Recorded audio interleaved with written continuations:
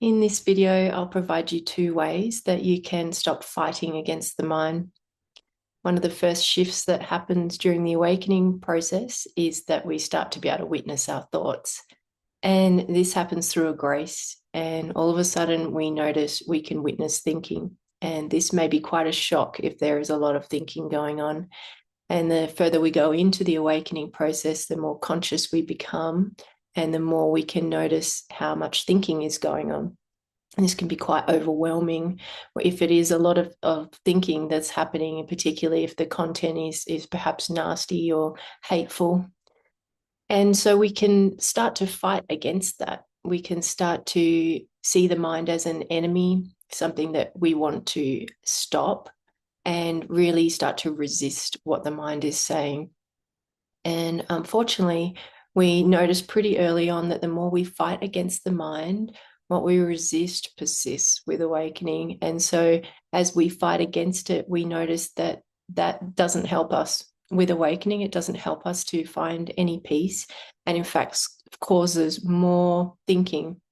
So the more we grasp onto what the mind is saying and the more we fight against it, we notice it activates more and more thinking, and we can be lost for longer and longer periods. So we realize that we have to find a different way, that we can't think our way out of this problem of mind. And so this is what I'm going to talk about in this video. I'll give you 2 ways that you can get outside of the mind instead of just getting stuck in that endless chain of thinking, which leads to nowhere. So the first thing you can do is to have body awareness. So as soon as we start to feel into the body, we are going to be dropping from being lost in the mind to noticing what's happening right here now.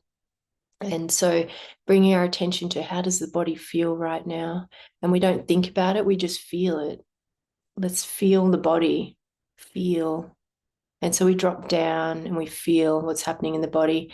And so we don't need to do anything with the mind. We're basically ignoring the mind. And through ignoring the mind, we don't care what it says. It doesn't matter. So totally irrelevant.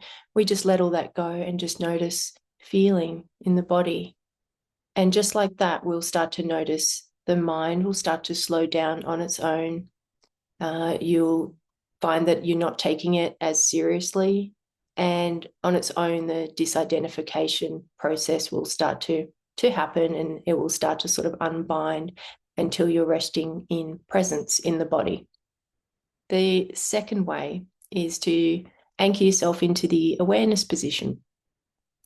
So what happened in that shift that started awakening, where all of a sudden you could see your thoughts, is that all of a sudden you had access to awareness. So it feels like a witness of the thoughts, but it's, we can call that awareness. It's our true nature. It's who we fundamentally are.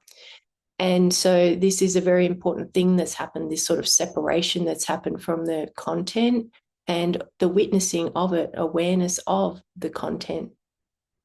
The more we anchor into this awareness position and ignore the content, the more we wake up, the more conscious we become, the easier all of this becomes. And naturally, the less we'll stop fighting against the mind and the content, because we'll realize there's no need. It's totally unnecessary to take that seriously and believe it.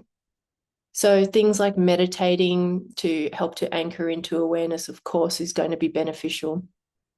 But we can, throughout the day or through our meditation practice, we can ongoing keep practicing landing back in this awareness position, the witnessing of the content.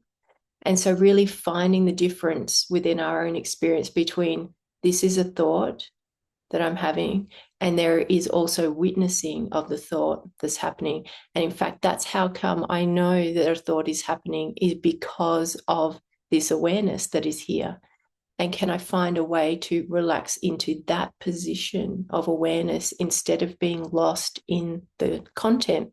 Can I feel the difference between the two and adjust my attention to surrender and relax into the awareness position? So if you think about when we go to a cinema to watch a movie, we are sitting in the chair, the movie is on the screen, and we can be fully absorbed in the movie and have our attention fully absorbed in that, in what's going on. Or we can adjust our attention to notice that we're in the cinema watching the movie. And so we have this beautiful ability to adjust where awareness is focused on. And so awareness can be very expansive, or it can be very contracted onto one thing.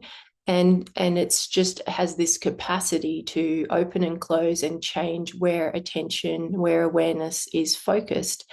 And so instead of focusing on the movie and being lost in the movie or being lost in the content, can you adjust to be sitting in the cinema and noticing that you're the awareness of the movie, you're noticing the movie? So sometimes that analogy, which is a very common one, can be helpful to start to notice the difference between the content and the awareness of the content that's happening in our own direct experience, and seeing if you can shift attention to relax. And it's really like a relaxing back. It's a backward step. We're taking a backward step into our true essence, into awareness. We're not searching for it with the mind, because searching for it with the mind will not lead to it. We instead forget about whatever the mind is saying, ignore the mind, and just relax back into our being, into awareness, into the chair at the cinema, and notice the witnessing of the content that's going on. And the more we practice that, resting into awareness, the more we're going to disidentify from the content just naturally. And over time, we'll start to notice the progress. And so there'll be less inclination to fight against the mind.